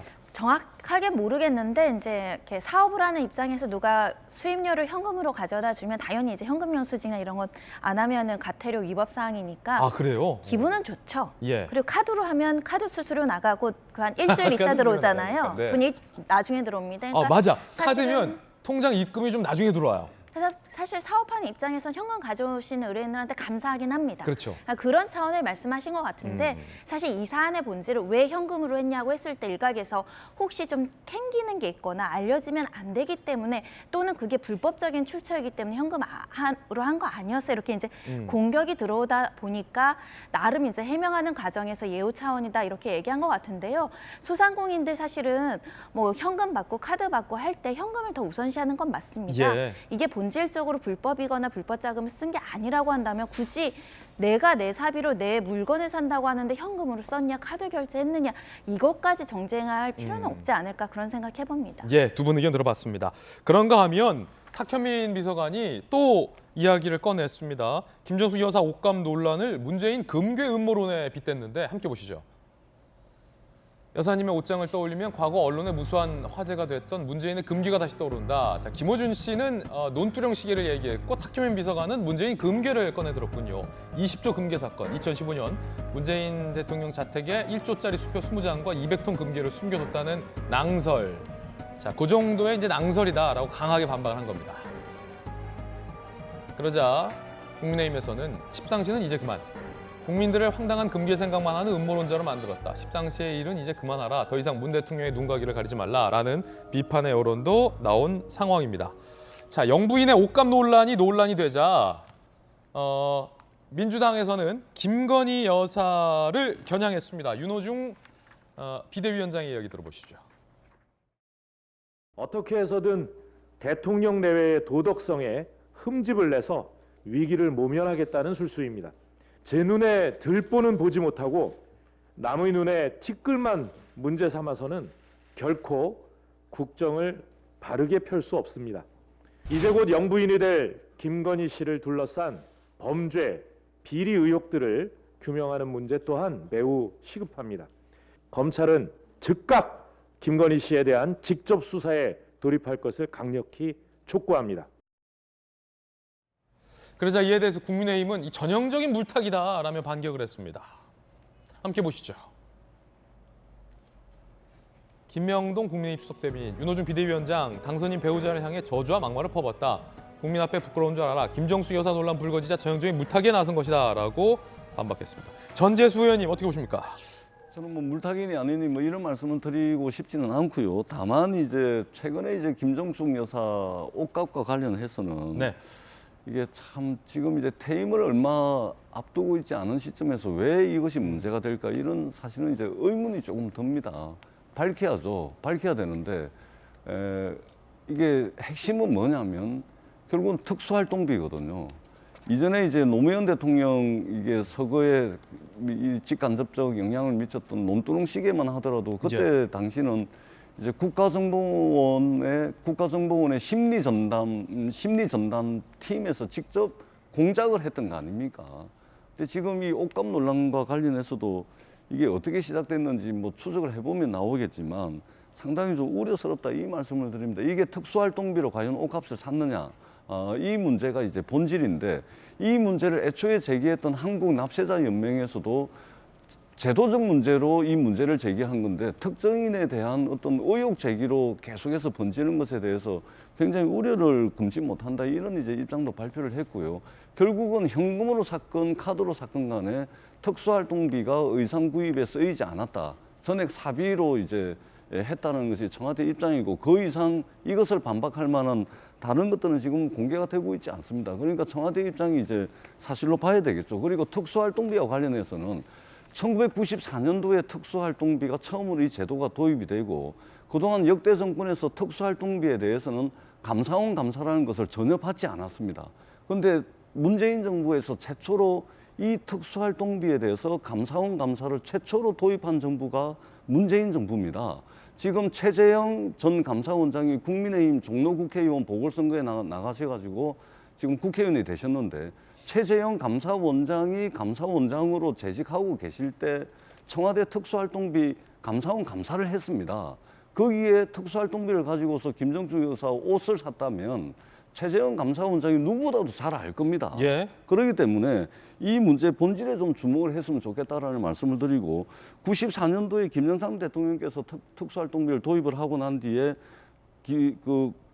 김영삼 대통령이 97억을 연평균 특수활동비를 썼습니다. 그다음에 김대중 대통령이 101억, 그다음에 노무현 대통령이 107억, 이명박 대통령이 130억, 박근혜 대통령이 141억을 썼는데 문재인 정부에서는 5년 평균 연간 84억 정도를 썼습니다. 그렇기 때문에 이 특수활동비에 대한 문제의 본질에 좀 천착을 했으면 좋겠다라는 아쉬움을 가지고 있습니다. 문재인 정부가 특활비 가장 적게 썼다라는 전재수 의원님의 의견 들어봤습니다.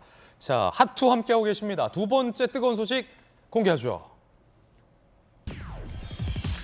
누굴까요? 김어준 씨였군요. 김어준 씨가 이렇게 주장을 했습니다. 좀 독특하고 흥미로운 주장인데 대선 기간에 여론조사로 가스라이팅을 당했다. 그다음에 여론조사 업체 꽃을 만들겠다라는 굉장히 좀 흥미로운 주장을 했습니다. 독특한데 논란입니다. 들어보시죠. 여론조사로 가스라이팅을 했다. 그것이 선거에 지대한 영향을 미쳤다. 그래서 언론사, 정당, 기업, 의뢰를 일체 안 받고 인디펜던트, 독립. 별도의 여론조사 기관을 설립합니다. 이름도 정해서 여론조사 꽃 2달 후부터는 일반 회원을 받기 시작할 것이고 1년 정기회원, 3년 정기회원, 정기회원만 먼저 받습니다. 어느 순간에는 인용하지 않을 수 없을 텐데 새로운 지평을 열 것이다. 글쎄요, 과연 김어준 씨가 만든다는 여론조사 결과를 얼마나 많은 국민들이 공신할 수 있느냐가 문제일 것 같은데 함께 보시죠. 자세한 내용. 뭐 유료 회원까지 모집하겠다. 뭐 장미 회원일 경우에는 50만 원 이상 자발적 납부자에게 부여하는 거고 디너쇼 혜택이 있다라고 뭐 포부를 밝히기도 했습니다. 자, 그러자 김어준 씨의 이 같은 구상에 대해서 전효옥 전 의원이 비판했습니다. 역시 좌파들은 돈. 수치 다루는 전문 작업을 음모론 작업하던 김어준이 한다. 돈줄 회원부터 뭐지? 대놓고 숫자 조작, 투전판 벌이겠다는 새로운 한탕주의 행각. 역시 좌파들은 앉으나서나 돈이다라는 비판을 했습니다. 자, 글쎄요. 전효옥 전 의원도 이렇게 비판하고 김어준 씨의 주장도 들어봤고. 김수영 교수 어떻게 보십니까? 그러니까 여론조사의 신빙성이라는 건 어쨌든 객관성, 뭐 독립성 이런 것들이 담보돼야 되는 것인데 어쨌든 김어준 씨 같은 경우에는 한쪽 이념 정파에 너무 치우쳐 있다는 것이 중론이잖아요.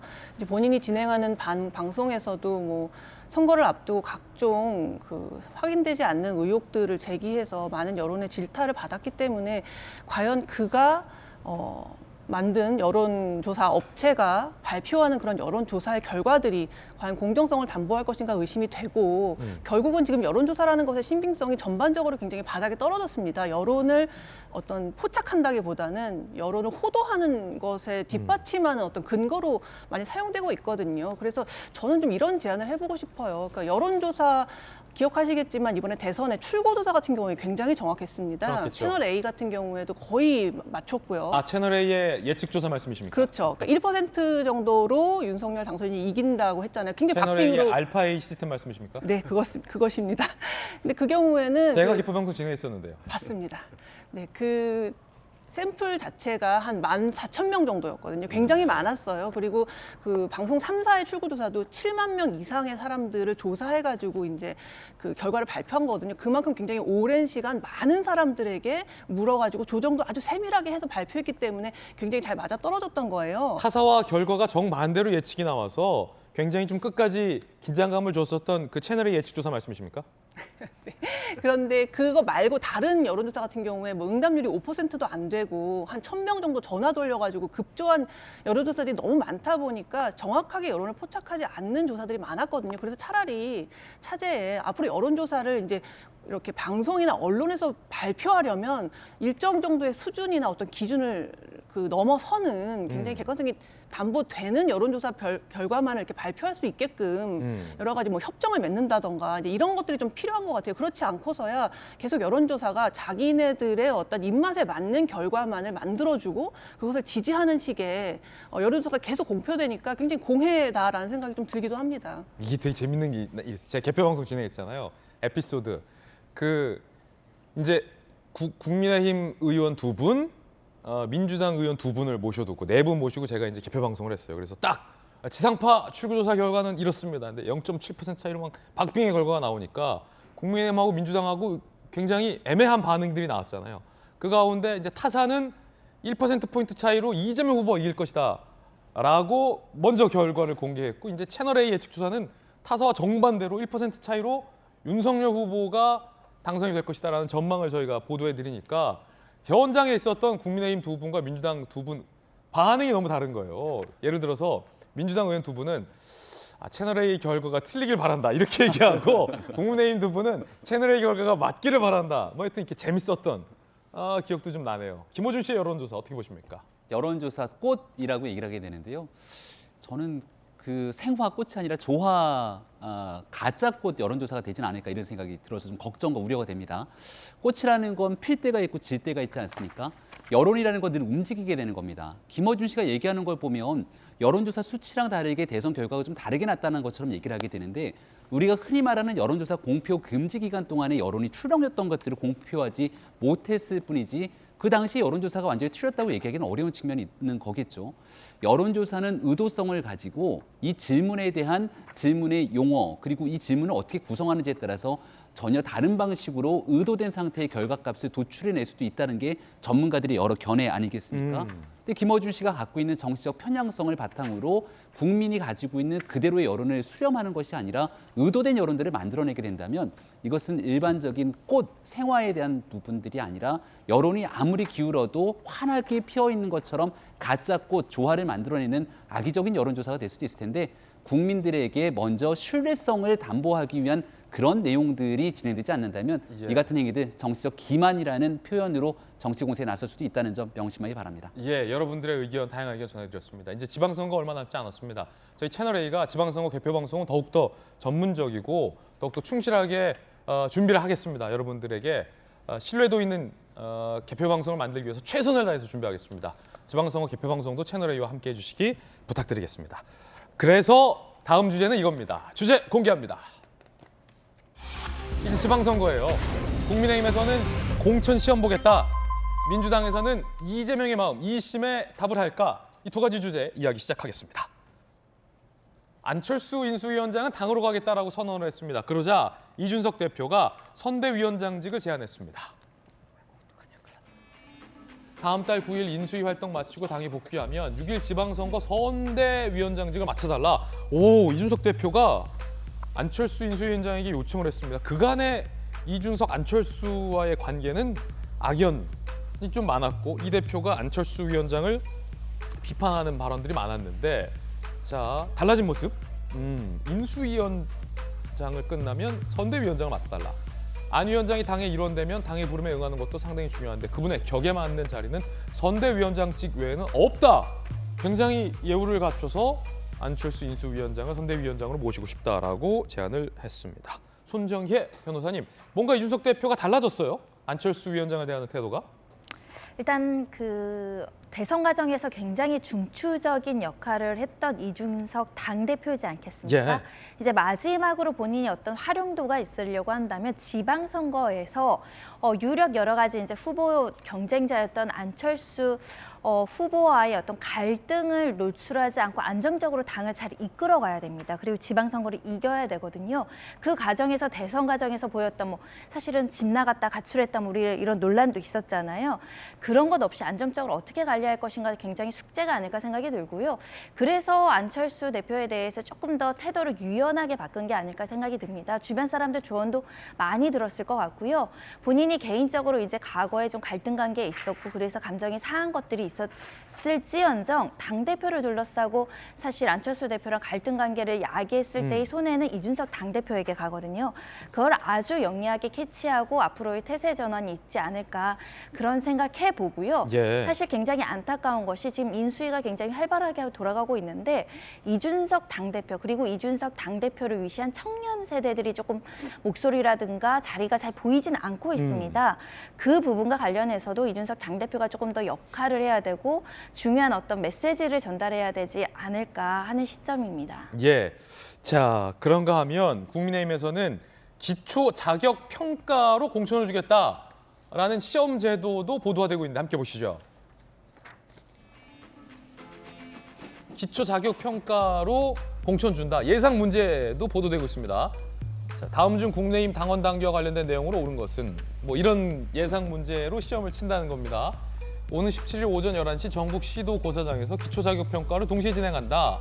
6일 지방선거 예비 출마자들을 평가해서 일정 점수 넘는 사람에만 공천 준다. 3개 영역에 우와 8개 과목, 30문항, 절대평가 방식. 오, 야 이거 굉장히 이례적인데. 자 김병미 대변인. 예. 그 과목이 8과목이나 봅니까? 뭐 있습니까? 뭐 수학, 영어, 뭐 과학 이런 겁니까? 아니면 뭡니까? 여기에는 기초적으로 당헌 당규에 관한 내용들도 있고 또 법에 관해서 공직선거법 관련된 내용들, 지방자치법에 관련된 내용들도 있다고 하고요. 당의 강령은 우리 당이 무엇하는 정당인가를 규정하고 있는 것을 강령이라 해서 그 강령을 정당의 정강 그리고 당이 가지고 있는 기본 정책을 정책해서 기본 정책까지 얘기를 하고 있는데 이 내용들에 대해서도 시험을 본다고 합니다. 제가 우리 국민의힘의 정강 정책을 만든 개정특위위원장이거든요. 아 그럼 시험 출제위원 가십니까? 시험 출제는 저한테 물어보진 않았는데 아무튼 이 정강 정책에 대해서 기초의원, 광역의원으로 출마하려고 하는 많은 분들이 이 내용을 숙지하면서 정치를 하게 됐다는 것은 굉장히 긍정적이고 고무적으로 볼 수 있는 것 같고요. 네. 한날 한시에 모두 모여서 시험을 보는데 그 시험 결과에 따라서만 공천을 주는 건 아닌 것 같고 그렇죠. 비례대표로 응시하게 되는 경우에는 특정 점수 허들을 넘어야만 자격을 부여하게 되는 것이고 그리고 지역구에 출마하는 기초광역위원 같은 경우에는 여기에 경선 등의 선발 과정에서 가점을 주는 식으로 진행을 한다고 합니다. 근데 문득 드는 의문이 뭐 여러 가지 평가 잣대 중에 하나로서 활용하면 뭐 크게 논란은 없겠습니다만 국민을 대표하는 지방선거의 출마자가 문제 하나 외우고 못 외우고로 과연 평가하는 게 무슨 관련이 있을까라는 의문도 듭니다. 굉장한 논란의 쟁점에 있는 게 사실이고요. 예. 여기에 대해서는 저마다 보는 분들만의 평가가 다를 겁니다. 당의 방침으로 일단 진행이 됐기 때문에 거기에 맞춰서 따르는 게 당원의 의무이긴 합니다만은 저도 이 문제를 둘러싸고서는 굉장히 여러 가지 생각들을 하게 되는 경우들이 있고요. 기초의원, 광역의원에 한해서만 시험을 본다 그럽니다. 근데 저는 문득 드는 궁금증이 그럼 국회의원 나중에 공천할 때도 이 시험 보나? 그럼 일각에서는 국회의원은 그래도 어느 정도 좀 기준이 되고 기초광역의원 같은 경우에는 기준이 좀 미달되는 사람들에 대한 국민적 평가 때문에 보는 거다 이렇게 얘기하는 분들도 있는데 예. 그거 자체가 선입견 아닌가요? 또 이런 생각이 들기도 합니다.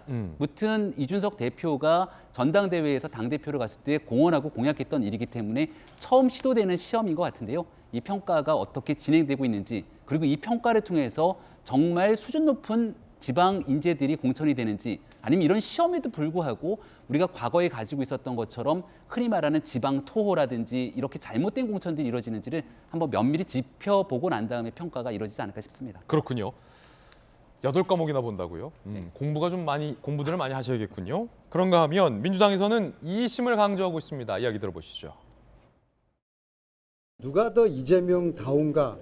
이재명 안민석은 불의를 보면 참지 못하는 기질을 가지고 있습니다.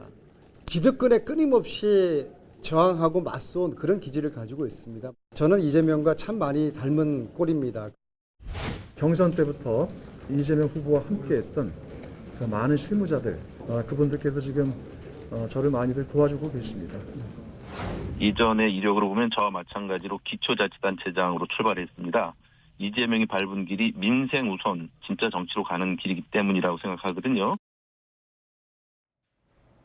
자, 여기에 더해져서 안민석 의원 같은 경우는 그 이재명 후보를 지지하는 개딸, 양아들도 투표권을 주자 뭐 이런 주장도 했습니다.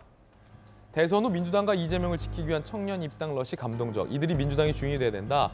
개딸과 양아들이라 불리는 신규 당원들 이번 지방선거 경선 때부터 경선 투표권 부여하자라고 강조하기도 했습니다. 마침 이재명 상임고문과 그 개딸들이 주고받은 문자도 화제입니다.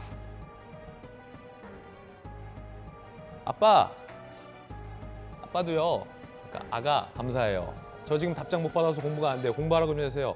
아가 열공이라고 굉장히 이제 소통을 강화하고 있습니다.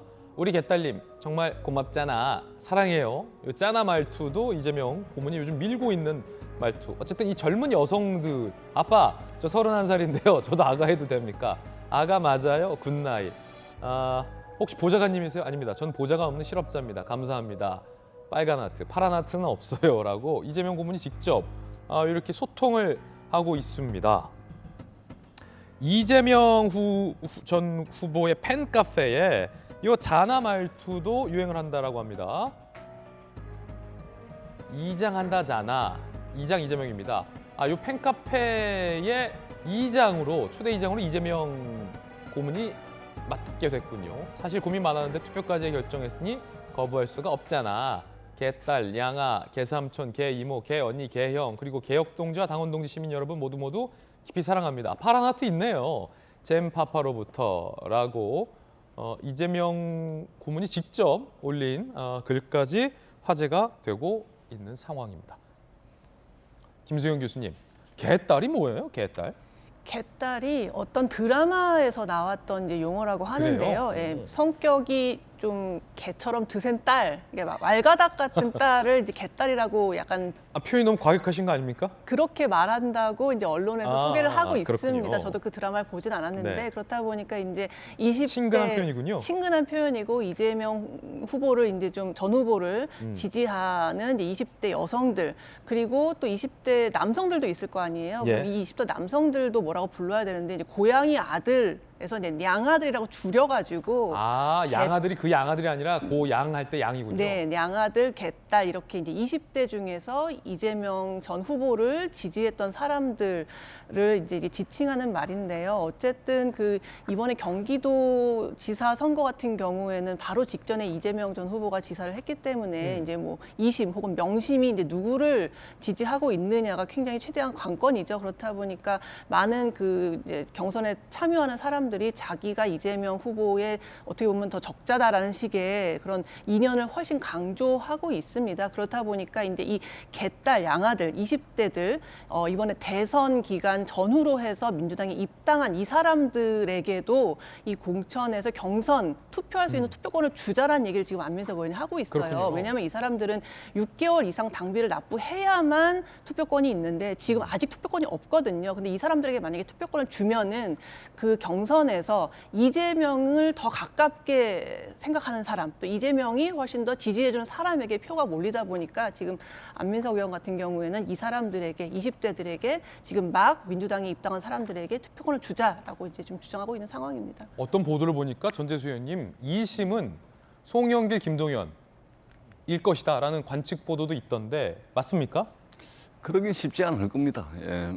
통상적으로 이제 아마 이제 출마하시는 분들이 이전에 대선 후보였고 또 경기도에서 득표를 많이 했으니까 출마해야 될 사람들이 이제 끌어들이는 경우가 거의 대부분이라고 네. 보여지고요. 아마 이재명 후보가 특정 후보를 지지하기는 상당히 지금 어려울 겁니다. 그렇기 때문에 출마하려고 이제 나서시는 분들이 끌어다 쓰시는 것으로 그렇군요. 그렇게 보시면 될 것 같습니다. 그렇군요.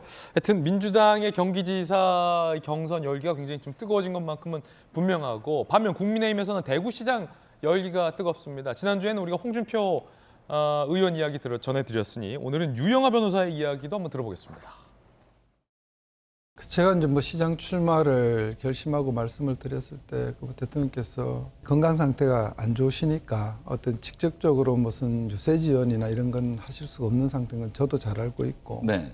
그래서 뭐 말씀 중에 이렇게 아유 돈도 없으시잖아요. 그 후원회장을 좀 맡아서 하면 어떻겠냐 이래서 제가 아유 그러시면 감사하겠다고 이렇게 말씀을 드렸습니다. 친박 없습니다. 이건 제가 말씀드린 게 아니고요. 대통령께서는 누차에 걸쳐서 제게 하셨던 말씀입니다. 자, 유영하 변호사의 이야기까지 들어봤습니다. 대구시장에서는 이제 박근혜 전 대통령의 박심이 또 중요하게 작용할 것이라는 분석도 많습니다. 지방선거가 얼마 남지 않았습니다. 과연 이번에는 출구조사 등이 어떻게 나올지도 좀 궁금합니다. 이 앞서 제가 언급 중에 타사는 이제 1% 차이로 이재명 후보가 이길 것 예측했다고 말씀드렸는데 더 정확하게 말하면 타사는 0.7%포인트 차이로 이재명 후보가 이길 거다라고 내다봤다라고 더 정확하게 말씀드리겠습니다. 자, 이번엔 저희가 준비한 다음 이야기 시작하겠습니다. 주제부터 공개합니다. 김여정의 말폭탄, 또 새 정부 길들이기, 용산 집무실 이전 소식까지 한꺼번에 전해드리겠습니다. 북한의 김여정이 김정은의 여동생이 서욱 국방부 장관의 발언에 맹비난을 했습니다. 서욱 국방부 장관은 뭐라고 얘기했길래 김여정이 이런 날선 반응을 보일까요? 함께 보시죠. 북한의 그 어떤 표적도 정확하고 신속하게 타격할 수 있는 능력을 구비하고 있습니다. 특히 미사일 발사 징후가 명확할 경우에는 발사 원점과 지휘, 지원 시설을 정밀 타격할 수 있는 능력과 태세도 갖추고 있습니다. 서욱 국방부 장관은 이른바 선제 타격을 시사한 겁니다. 북한의 도발 징후가 보일 때는 그 원점을 차단해서 정확하게 때릴 수 있다. 윤석열 당선인이 후보 시절에 말했던 선제 타격과도 맥락이 유사해 보이는데 북한이 날선 반응을 보였습니다. 누구냐면 바로 김정은의 여동생입니다. 김여정. 망발을 내뱉으며 대결 광기를 드러냈다. 미친 X, 쓰레기. 나도 위임에 따라 엄중히 경고한다. 김정은 뜻이라는 거죠. 남조선에 대한 많은 것 제거할 것이다. 참변을 피하려거든 자숙하라. 참변 이야기까지 꺼내듭니다. 거기에 박정천 노동당 중앙위 비서, 북한군 7세 1위, 핵보유국에 대한 선제 타격을 운운하는 것이 미친 X인가, 천치 바보인가, 군사적 행동 강행 시 가차없이 남조선군을 괴멸시키는 데 총 집중할 것이다. 현재로서는 말폭탄을 해놓고 있는 상황인데 냉정하게 좀 바라볼까요? 북한은 아시다시피 남북관계가 굉장히 좋았던, 그리고 남북 문제에 있어서 굉장히 유화적인 문재인 대통령에게도 망발을 한 바 있기 때문에 북한의 이 같은 의도가 뭘지를 냉정하게 좀 생각해 보면 도발을 위한 명분 쌓기가 아니냐라는 관측이 나옵니다. 함께 보시죠. 핵실험도 해야 되고 ICBM 발사도 더 해야 되는데 뭐 명분은 없고 하니까 서욱 장관 등등 발언을 책 잡고 있다는 겁니다. 정부 고위 관계자, 아니 뭐 그 정도 발언 어제 오늘 발언도 아닌데 선제 타격. 김여정까지 나서서 발끈하는 건 비상식적이다. 추가 도발 명분을 쌓던 북한 레이더망에 서 장관 발언이 딱 걸린 것으로밖에 볼 수 없다. 뭐 그렇다고 해서 서 장관이 발언 잘못했다는 건 전혀 아닙니다. 국방부 장관은 뭐 저거보다 더한 말도 당연히 해야죠. 다만 북한이 엄한 말로 핑계를 삼아서 도발의 명분을 쌓고 있다 스스로, 이런 관측이 나오고 있는 그런 상황인 겁니다. 북한의 도발 명분 쌓기가 어제 오늘 일이 아닌데 많은 안보 전문가들은 북한이 결국 추가 핵실험을 할 것이다라는 관측도 내놓고 있는 상황입니다. 그렇기 때문에 윤석열 정부와 윤석열 당선인이 미국과의 한미 동맹 관계 속에서 과연 이 북한의 안보 문제를 어떻게 잘 핸들링하느냐가 매우 차기 정부의 중요한 과제가 됐습니다. 그 가운데 한미 정책협의단이 방미합니다. 이야기 들어보시죠. 윤석열 당선인의 한미동맹을 정상화하기 위한 뜻을 미국 행정부와 의회, 조야에 잘 전달하고 한미 관계를 굳건한 기반 위에 다시 올려놓을 수 있는 기틀을 마련하기 위해서 저희들이 이번 방문을 추진했습니다. 다양한 분야에서 알맹이 있는 정책 협의를 하고 오겠습니다. 북한 김여정, 일단은 김영임 대변인 네. 미친 X라는 표현 정도예요. 그러면서 뭐 찬변, 대한민국에 대해 다시 생각하겠다라는 거지만 기분은 좀 나쁠 수 있지만 냉정하게 보면 그렇게 비난의 수위가 막 더 심한 말을 워낙 많이 했기 때문에 북한으로 말하자면 오바마 전 대통령에게 아프리카 원숭이 후예다 뭐 이런 발언 한 바 있고 네. 일본 총리를 향해서 무슨 뭐 쪽 어쩌고 한 말이 갖고 문재인 대통령에게는 뭐 삶은 소대가리 뭐 미국산 앵무새 이런 발언도 했기 때문에 비교하면 상대적으로 미친 X면은 그래도 참담합니다만은 왜 자꾸 그런 말을 해 북한은? 일단 도발의 대상, 그러니까 언어폭탄을 쏟아내게 되는 대상 자체가 서욱 장관 아닙니까? 그러니까 이 위로 넘어가는 데까지는 아직 나아가지 않았다. 그러니까 앞서 얘기하고 있는 것처럼 추가 도발의 명분을 쌓고 있다는 분석들이 조금 더 지배적이지 않나 이런 생각을 갖고 있는데요. 그렇군요. 바로 직접적으로 당선인을 향해서 얘기를 하거나 현재 있는 문재인 대통령을 향해서 언급하는 수위를 높이지는 않았다라는 지점들을 좀 주목할 필요가 있겠다 싶고 북한이 ICBM 도발을 강행하면서 국제사회로부터 맹 비난을 받고 있는 상황 아닙니까? 이런 북한의 도발에 대해서 국방부 장관이 분명한 태세에 대한 언급을 했던 것인데 여기에 대해서 지금 북한도 속내가 꽤나 복잡하지 않는가 싶습니다.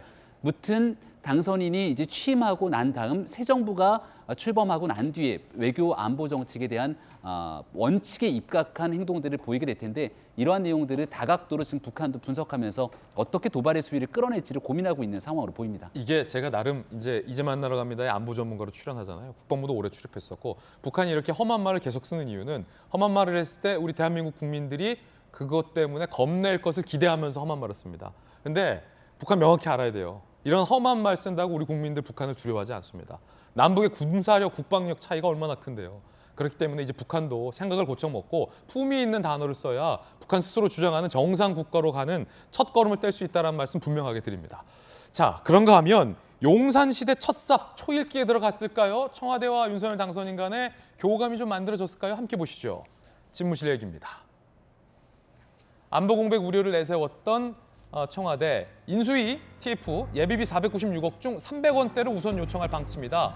청와대와 좀 어느 정도 교감이 형성된 거 아니냐라는 얘기 나오고 있습니다. 손정희애 변호사님, 이번 주 내에 청와대도 이거를 그냥 상정해서 결제해 줄 것 같다라는 보도가 많군요. 그러니까 일부 금액은 이제 어쩔 수 없다. 이것을 더 지연하거나 안 하는 경우에는 사실상 명분 없이 거부하고 있다라는 비판을 피하기가 어려운 것이고 처음에 이제 거부했던 게 안보 목적, 보안 목적 때문에 거부했으니까 일정 부분 순차적으로 한다고 한다면 안보 공격에 대한 어떤 우려가 좀 적어질 수 있고 그렇다고 한다면 일부 금액이라도 특히 이제 리모델링 같은 경우는 리모델링 한다라고 해서 안보 보안이 커지는 건 아니거든요. 그런 비용은 이제 의결해 주겠다라는 것이고 이게 이제 협치의 단면이라고 보입니다. 대화하고 논의하고 그리고 설득하고 이 과정에서 일부 집행하고 또 그런 우려의 공백이 또 사라지는 시점에 또 일부 집행할 수 있고 하다 보면은 뭐 지금 갈등 관계가 뭐 폭발하는 것 같았지만 지금은 거의 접점을 줄여가고 있다 이렇게 해석이 됩니다. 예.